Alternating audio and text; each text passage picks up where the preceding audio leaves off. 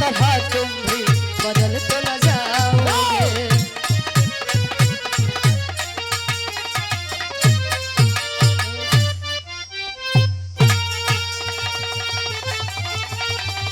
राहुल भैया अरे अब समरी यार राम रे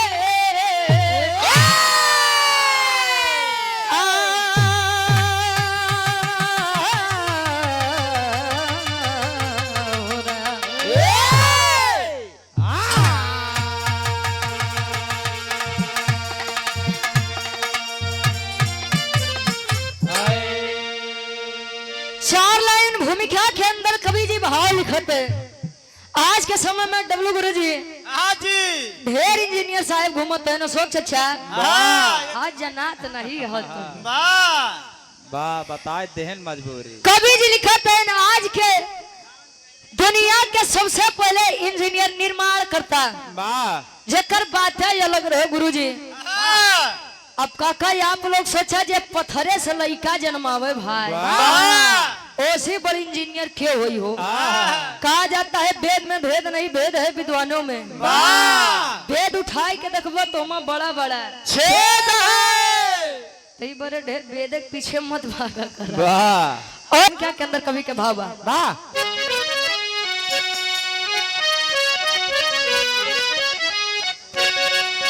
अरे चक्रे सुदर्शन त्रिशूल बज विश्वकर्मा जी जिसको है खुद ही बनाए। अरे पुष्पक विमान की रचना किए रावण भी जिसको हवा में उड़ाए। कहे कर्ण का कुंडल दधीची की हड्डी से अरे दिव्य यस्त्रो की देखो है रचना रचाए। विश्वकर्मा भगवान दुनिया के पहले इंजीनियर है बात यमलेंदु बताए।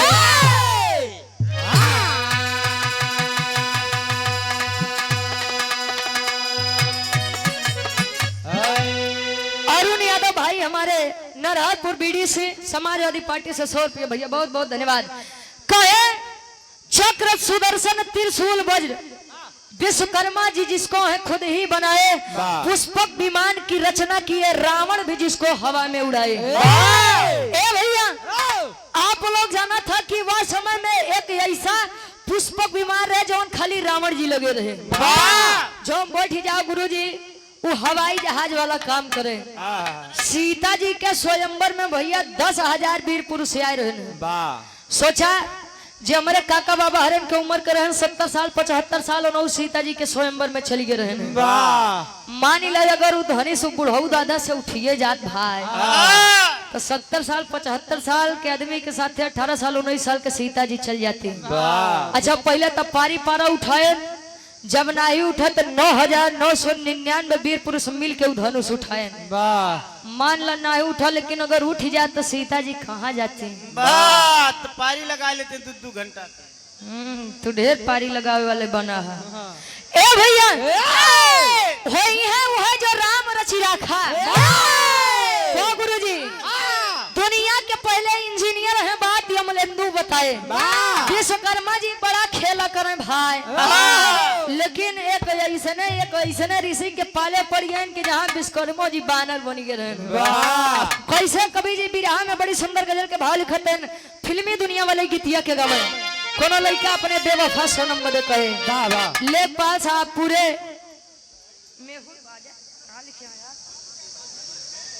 हमारे लेखपाल साहब आपके द्वारा 100 रुपया बहुत बहुत धन्यवाद। आशीर्वाद के चारे रोहित यादव कनकापुर से भैया हमारे पुनः 100 रुपया। डॉक्टर घनश्याम यादव जी जनता मेडिकल स्टोर ये भादर रघईपुर अमेठी से 100 रुपया बहुत बहुत धन्यवाद। कैसे दिनेश यादव 51 रुपया। सेतापुर सोनू यादव सेतापुर 51 रुपया बहुत बहुत धन्यवाद। अब पूरे मेहरबान का पूर्वा से हमारे लेखपाल साहब 100 रुपया बहुत बहुत धन्यवाद।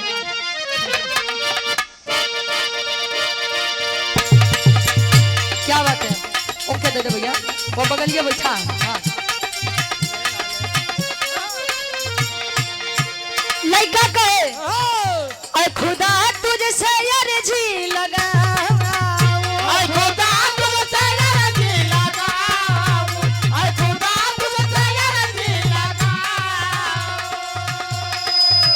अरे खुदा तुझसे अर्जी लगाऊं, वो मुझे मैं उसे भूल जाऊं, वो मुझे मैं उसे भूल जाऊं, वो मुझे मैं उसे भूल जाऊं। ब्रिजेश यादव प्रधान जी टौरी से 200 रुपये बहुत बहुत धन्यवाद। कला विश्वकर्मा अपनी दिखाए, काला विश्वकर्मा अपने दिखाए, काला विश्वकर्मा अपने दिखाए, कला विश्वकर्मा अपनी दिखाए, अस्त्र शस्त्र ले वस्तु बनाए, अस्त्र शस्त्र ले वस्तु बनाए, अस्त्र शस्त्र ले वस्तु बनाए। कहे कला विश्वकर्मा अपनी दिखाए, अस्त्र शस्त्र ले वस्तु बनाए। ए भैया पहले के ऊ जमाना रहे कि एक राजा कईयो रानी रखा, वाह! आज के जमाना बड़ा उल्टा बा डब्लू गुरुजी। आज कराने 4-6 थी राजा रखी ली। तहार वाली कई राजा रखे बा। अच्छा तुमको कैसे पता बा? इनकर मौसी है काकी है। ए भैया तनी कहानी के आप लोग विचार करा। विश्वकर्मा जी के एक मेहरारू जेकर नाम घृताक्षी रहे। घृताक्षी जी और विश्वकर्मा जी के बीच में एक बिटिया जेकर नाम चित्रांगदा रहे। घृताक्षी जो थी इंद्र जी के दरबार में नाचने और गाने का कार्य करे, यानी बड़ी सुंदर अप्सरा रहे। विश्वकर्मा जी के बहेरा बड़ी इज्जत रहा, लेकिन जब घरे आवा कहा कि एक बात कही डब्लू गुरु जी, कुछ भी हो लेकिन विश्वकर्मा जी के मेहरारू बड़ी नगद लागत है। पूरा लल्लन टाप। ले लो भैया हमारे गार्जियन जी। दिनेश यादव। अरे नमो बता दे, ठीक बकनवा हमारा नमो बता दे।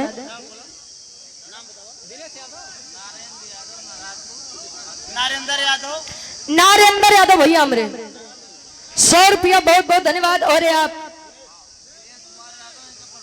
क्या का? दिनेश कुमार यादव हमारे राम कुमार चाचा के मौसी। नहीं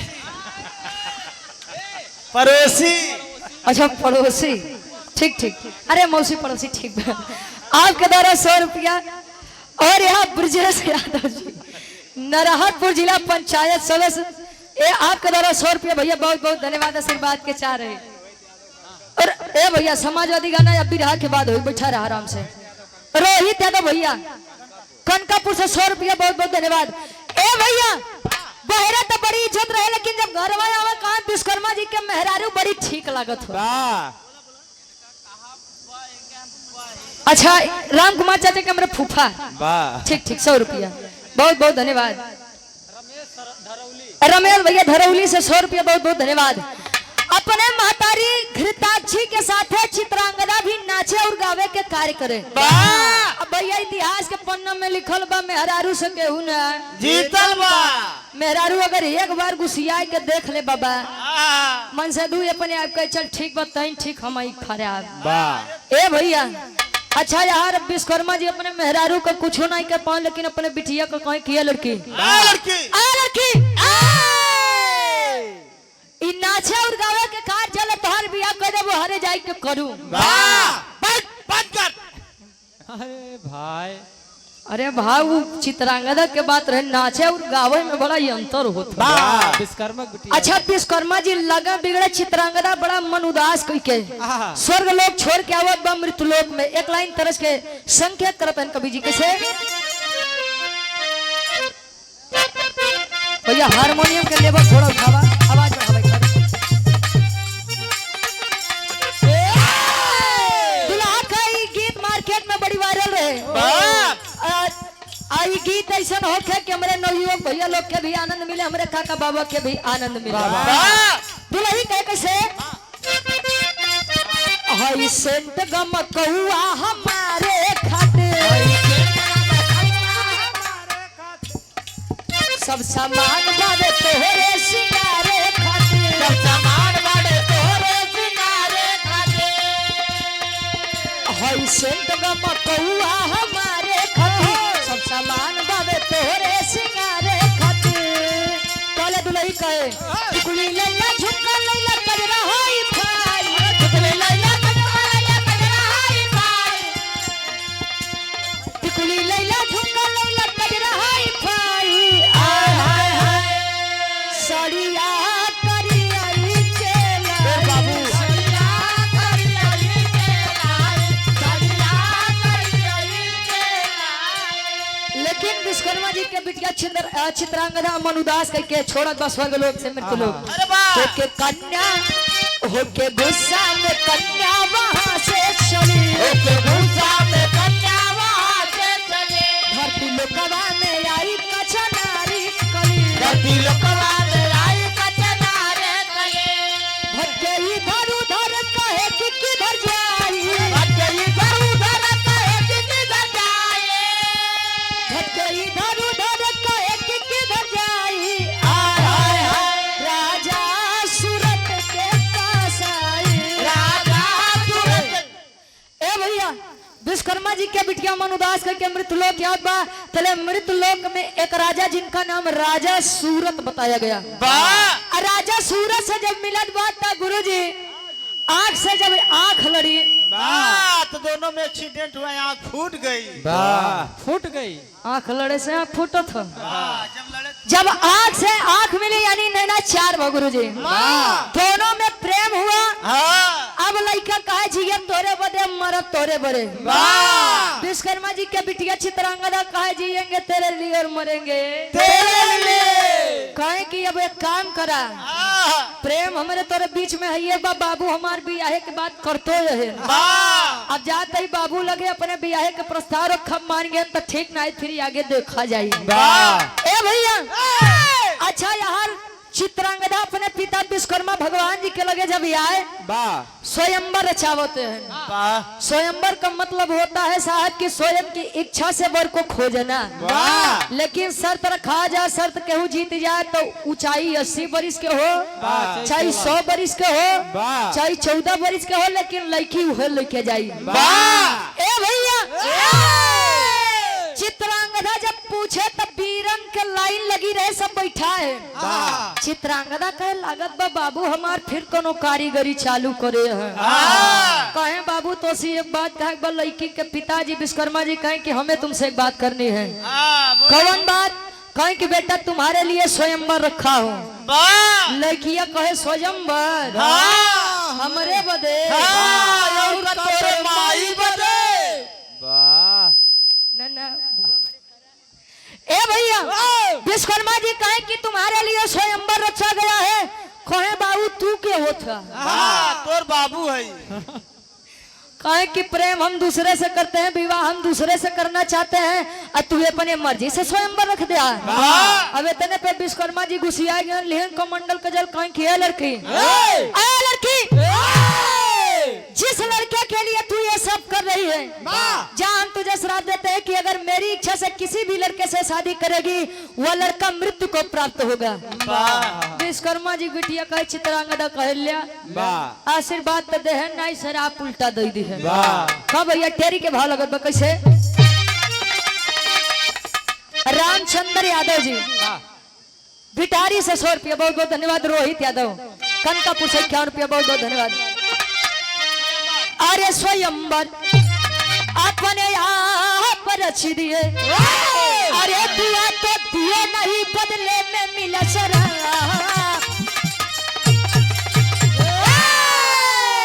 कहे दुआ तो दिए नहीं बदले में मिला शराब स्वयंवर अपने आप रच दिए लड़की मन मार के लौटत बा मृतलोक में नदी में कूदी है अपनी जान देने के लिए वाह नदी का प्रवाह इतना तेज था कि बहत बहत एक ऋतिक गजमुनि के कुटिया के सामने लड़की आवत बा बाबा होश में लाए कहे बेटा इतनी कम उम्र में इतना बड़ा वाह फैसला वाह कहे महाराज हम एक लड़का से प्रेम करी थी विवाह करना चाहते थे वाह पिताजी से यह बात बताए पिताजी को यह गलत लगा उन्होंने श्राप सुना दिया कि जैसे भी हमारे इच्छा के खिलाफ शादी करबो वो मृत्यु के प्राप्त हो जाये वाह विश्वकर्मा जी अपने बिटिया के खोजत खोजत आए ऋतिक भोज मुनि के सामने कहे कि लड़की शादी वही होगी जहाँ मैं चाहूंगा।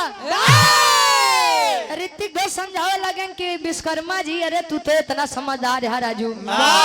बिटिया तोहार अगर के से प्रेम करत बा बियाह करे दे। विश्वकर्मा जी खड़ा हो गए कहे तू का जनबा तू साधु सन्यासी में उपाल का दाढ़ी तू का जनबा की इज्जत और बेइज्जत के का कहा थे। ए भैया विश्वकर्मा जी के श्राप मिला बानर बने। जब बानर बने तले मुक्ति मुक्ति मुक्ति मुक्ति मुक्ति मुक्ति मुक्ति मुक्ति मुक्ति करत पहुंचे तन कहा अंजन प्रदेश जहाँ हनुमान जी के लालन पालन भरे हैं। कैसे हुआ के भालू बानर सोचत है खाटी इलाहाबादी तरज लगल बा। कल्लू सेटरिंग ठेकेदार एवं मूर्तिकार जिस भाई को जरूरत हो संपर्क करें हमारे कल्लू ठेकेदार भैया से। 200 रुपया बहुत बहुत धन्यवाद। रोहित यादव भैया कनकापुर से 50 रुपया बहुत बहुत धन्यवाद। और आप सम्मानित गार्जियन जी नंदलाल यादव जी पूर्व विधान प्रत्याशी डायरेक्टर ओम टेक कंप्यूटर प्रधान बदलापुर से 100 रुपया बहुत बहुत धन्यवाद। आए हाय अरे घुमा के गोरी मरलू दादा राम कैलाश यादव जी कहा कि तेरी मेरी आंख लड़ी लोगों ने बदनाम किया। कहा दुनिया के बक्कैदा हम तू अपन काम किया। केहू केहू कहेला उमरिया के दोष बा कई के गए सूरदास ही सब नजरिए के दोष बा। कहे अरे घुमा के गोरी मरलू अरे घुमा के गोरी मरलू नया नवाई से बान रे घुमा के गोरी मरलू।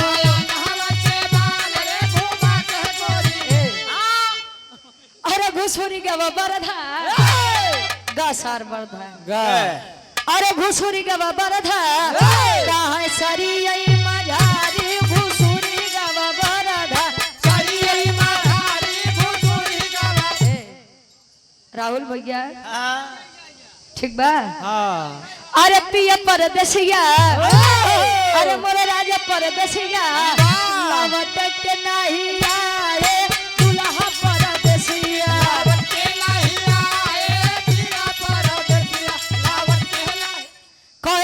दुल्हा परदेसिया लौट के नहीं आए। विश्वकर्मा जी के जब श्राप लगा बानर बन के अंजन प्रदेश जाते हैं तो डब्लू गुरु जी अंजन प्रदेश के जितना भालू बानर है वो विचार करते हैं अरे यार बड़का बानर कहाँ से आई लाल लाल बा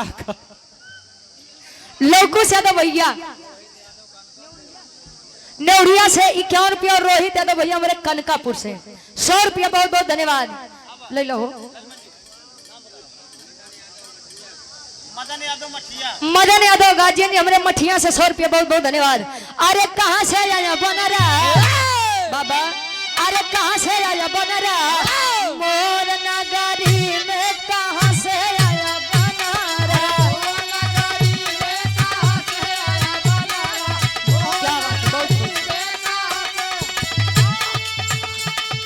कहे कहाँ से आया बनरा मोर नगरी में खो होई बड़का बानर कहाँ से आई गया यार हनुमान जी कहाँ के विश्वकर्मा जी बानर बन के आया है कुछ बरियारे कांड कई के लौटा है गए कहा स्वर्ग लोग घृताक्षी के लगे कहे कैसे गए हनुमान तब घृताक्षी को ले आए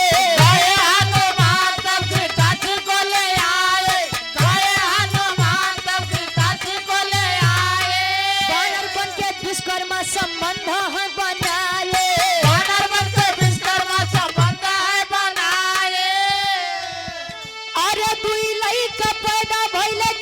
सगरी में कहाँ से आया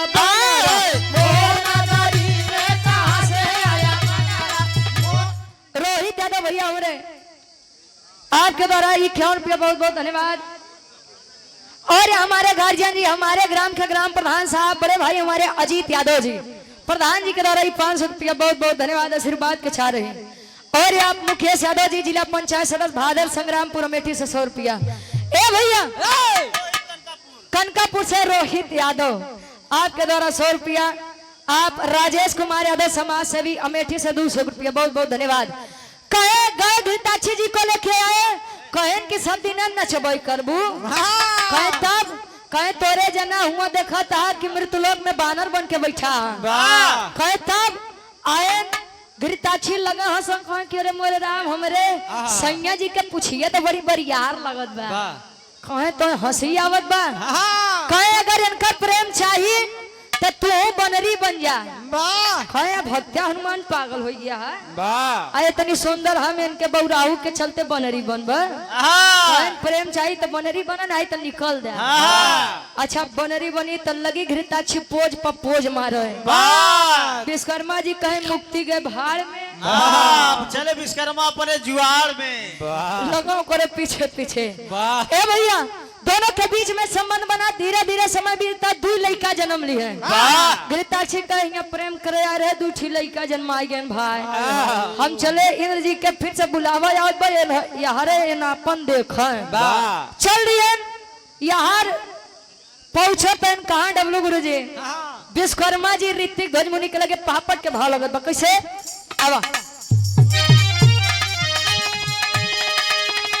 अरे कहे मुनि जी करा दा कन्यादान मान ना जाए दे अरे कहे मुनि जी करा दा कन्यादान मान ना जाए दे ना ही साबा दुनिया में अब मान ना जाए दे नहीं साबा दुनिया नहीं साबा दुनिया में मान ना जाए दे बताए दे नहीं साबा दुनिया में मान ना जाए दे नहीं साबा दुनिया में मान ना जाए दे अरे सुन के बात विश्वकर्मा जी हाथ को बढ़ाए हैं चित्रांगदा के हाथ राजा सूरत को थमाए हैं अरे कहा सुखी रहा कोई नो संतान मान ना जाए दे तना ही साहबा दुनिया में अपमान मान ना जाए दे गैरित गज मुनि के लगे कहे महाराज अब राजा सूरत हमका ना मिले एक एक कायदा बोलाई दे तो हम एक कन्यादान कर दे थी बनरे रूप से हम मुक्त हो जाए अच्छा कन्यादान करे मुक्त हुए और जब मुक्त हुए जरा विचार करेंगे जो वानर रूप विश्वकर्मा जी और वानरी रूप घृताक्षी के बीच में जिन दो वानर पुत्रों का जन्म हुआ उनका नाम का पड़ा आखिरी भाव खड़ी के भाव में कवि लिखते हैं राम कुबेर यादव जी बदलापुर से भाई के द्वारा 100 रुपया बहुत बहुत धन्यवाद आगम यादव लालापुर से 50 रुपया छोटा सा भाई बहुत बहुत धन्यवाद जरा विचार करिए दोनों लड़का के नाम का पड़ा आखिरी भाव खड़ी के भाव अरे अंजनी से अरे बजरंगी हो गए तो पैदा नल नील हो के उनके संगी हो गए पैदा नल नील हो गए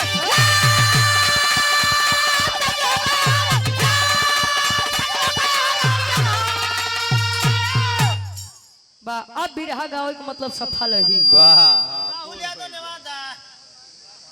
दद्दन यादव डिहवा से प्रधान पद के प्रत्याशी आपके द्वारा 100 रुपया बहुत बहुत धन्यवाद राहुल यादव नेवादा से और हमारे चाची जी आपके द्वारा 100 रुपया बहुत बहुत धन्यवाद शिवांश यादव नेवादा से आपके द्वारा भी बहुत बहुत धन्यवाद 100 रुपया जो ने प्रोग्राम में भाई मेहरारू का इनाम मिला तो जान ला बिरहा गाँव सफल बा जल्दी इन लोगों से पैसा नहीं निकलते इनकर पैसा एक देर निकलत कहे कि अंजनी सेवे ललना या बजरंगी हो गए पैदा नल नील हो के उनके संगी हो गए जब बाबू हमारे रामायण का जानकार हुए आप लोग जाना था कि अगर नल नील नहीं होते डब्लू गुरु जी तो शायद राम सेतु के निर्माण ना हो कहते हैं कि कभी कभी हमारे लिए श्राप भी वरदान बन जाता है जब राजा दशरथ श्रवण कुमार के माई बाबू के बाण मारे रहे तो उन बड़ा खुशी रहे श्राप ही रहे कि जैसे मैं पुत्र वियोग में मर रहा हूँ आप भी मरोगे लेकिन बारे समय उन बड़ा खुश रहे कि हमरे गदेला है ये नहीं बटन तो पुत्र वियोग कहाँ से हुई वही श्राप के कारण 4 गदेला हो गए श्राप लगा चला गए भैया और वही श्राप नलनील को बचपन में मिला था उनके चंचल स्वभाव के कारण कि आप लोग कितना भी भारी पत्थर पानी में फेंकोगे वह डूबेगा नहीं और वह श्राप राम सेतु खातिर वरदान मिल गए बाबू हमारे जगह तो रामेश्वरम धाम बाटे भारत देश के आखिरी छोर बा जहाँ से राम सेतु के आज भी कुछ अंश मिलते हैं हमारे विराट का शीर्षक रहे विश्वकर्मा जी बने बानर और नल नील का जन्म आखिरी में खानदान के पीछे बा दद्दन यादव भैया प्रधान पद प्रत्याशी आपके द्वारा 100 रुपया।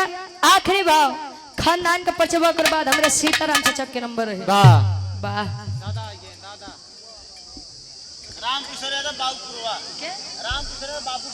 राम किशोर यादव जी बाबू कपूर से हमारे बाबू के द्वारा 100 रुपया। बहुत बहुत धन्यवाद वाह बाबू। तो ऐसा हम कहे लागत है ज्यादा टाइम खींच दिया हमारा। वाह और ये आप सम्मानित गार्जियन जी श्री पाल वर्मा जी धौरहरा से 100 रुपया। गुरु बिहारी गुरु गणेश गुरु रामलाल मुखारी अरे स्वर्ग से चंदिका कवि अमलेंदु बने पुजारी हो अरे स्वयंवर अपने आप रच दिए गावे रुचि अदा परी का पानी ना स्वयंवर अपने आप रच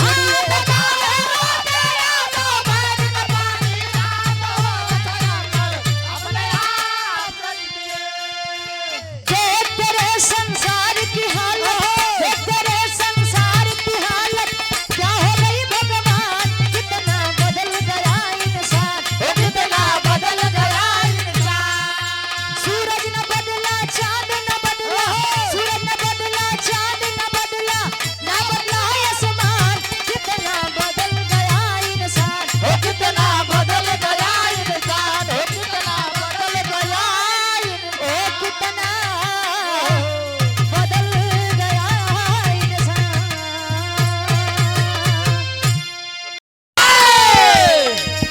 सरगम से स्वर सजाना सरगम से स्वर सजाना महफिल में आके माता बेटी की लाज बचाना सरगम से स्वर सजाना महफिल में आके माता बेटी की लाज बचाना सरगम से स्वर सजाना महफिल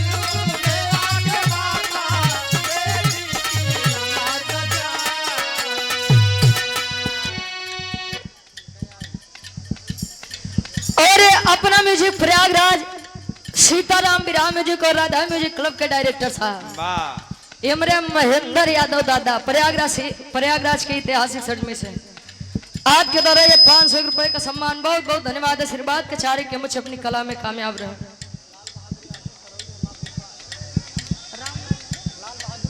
लाल बहादुर यादव जी सरौली से इमरे राम कुमार चचा के पूजनीय फूफा जी हाँ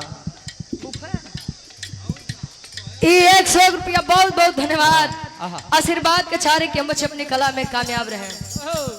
कहे सरगम से स्वर सजाना महफिल में आके माता बेटी की लाज बचाना। हर एक कलाकार हर एक दिन नए समाज में जाकर के नए लोगों के बीच में जाकर के गाने और बजाने का कार्य करता है। केवल अपनी गायकी के माध्यम से अपनी वादकी के माध्यम से लोगों का दिल और मन मोहने का कार्य करता है। बाबा अर्जी हमार बा मर्जी माई तोहार बा हमार काम केवल अर्जी लगाऊ बा। अंतरा के पहले अंताल में कवि जी लिखत है कैसे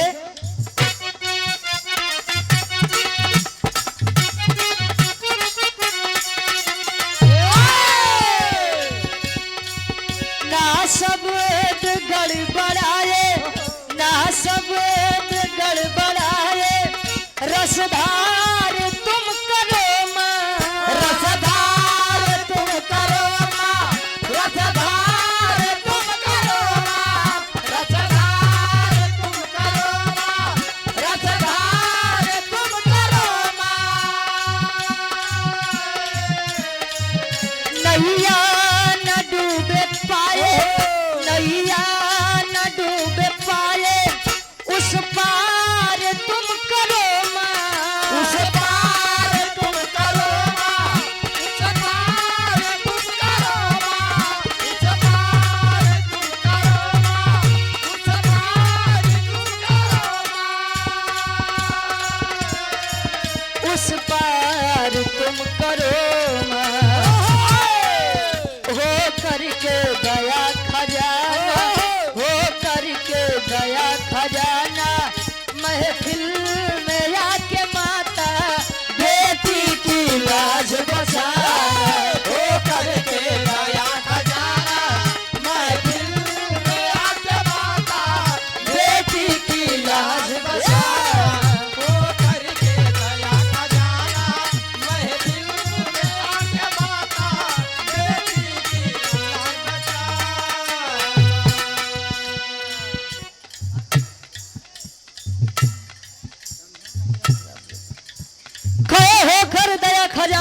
महफिल में आके माता बेटी की लाज बचाना। वाह संसार में एक बात आप लोग मेरी याद रखिएगा, संसार में उस इंसान से, उस व्यक्ति से कभी भी इज्जत और सम्मान की उम्मीद मत रखिएगा वाह जिसका खुद ही सम्मान और इज्जत ना हो। वाह वाह वाह।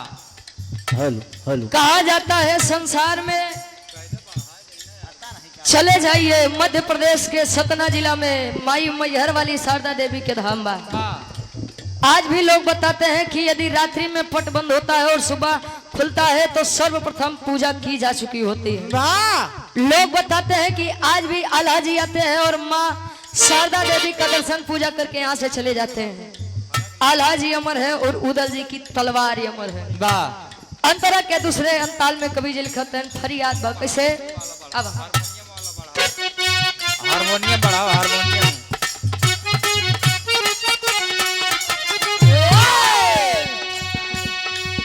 दिल की तमन्ना मेरी, दिल की तमन्ना मेरी, अरदास तुम सुनो माँ, अरदास तुम सुनो माँ, अरदास तुम सुनो माँ, अरदास तुम सुनो माँ, अरदास तुम सुनो माँ। गम का न छाया आए, गम का न छाया आए, विश्वास तुम भरो माँ, विश्वास तुम भरो माँ, विश्वास तुम भरो माँ, विश्वास तुम भरो माँ, विश्वास तुम भरो माँ। मेरे मन में आसमाना, मेरे मन में आसमाना, महफिल में आके माता बेटी की लाज बचाना। मेरे मन में आसमाना, महफिल में आके माता बेटी की लाज बचाना। महफिल में आसमाना, महफिल में आके माता बेटी की लाज बचाना। और आप सम्मानित गार्जियन जी जो कि परिचय के मोहताज नहीं हैं, वाह आप मुलायम यादव जी, वाह आप हमारे पूजनीय दादाजी वाह लवली पोख्ता खाम के ऐतिहासिक सर्जन। वाह क्या बात। हाँ वो हमारे दादा है ना। हाँ याद वाह। आप गार्जियन जी के द्वारा 111 रुपए का सम्मान, बहुत बहुत धन्यवाद। आशीर्वाद का चारे कि हम अपनी कला में कामयाब रहे। वाह। कहो मन की तरंग मार लो बस हो गया भजन, आदत बुरी सुधार लो बस हो गया भोजन। भोजन नहीं भैया भजन। हाँ तो बिना भोजन के भजन न हुई। हाँ तो तू कलयुगी संत है ना, का करबा। आजकल कितना आदमी यहाँ जो बेचारे केवल खाए बरे जियते हैं। कह आखिरी भाव बेटी, आखिरी भाव में बताओ कि बिरहा जगत में हमारे खानदान का बा, बिरहा जगत में हमारे माई बाबू के बा। वाह। कैसे।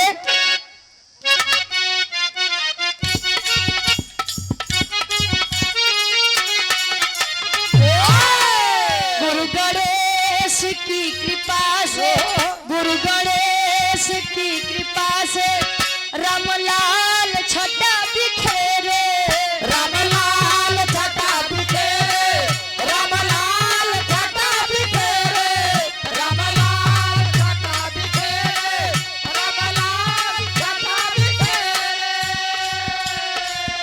अमलेंदु की कृपा से, अमलेंदु की कृपा से आपदा कभी न घेरे, आपदा कभी न घेरे, आपदा कभी न घेरे, आपदा कभी न घेरे, आपदा कभी न घेरे,